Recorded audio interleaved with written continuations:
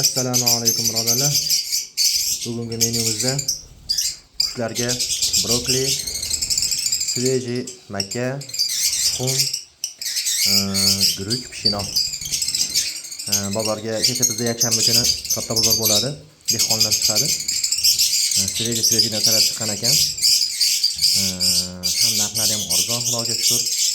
Qushlarga berishni boshladik. Maza qilishadi xudo xohlasa.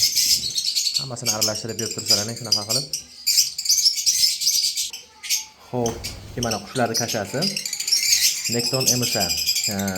Podvalda boqadiganlarga vitamin D3, quyoshni o'rni haligi nima bo'ladi? Quyoshni nimasini bosganim. O'rnini bosganim, o'rnini bosolmaydi-yu.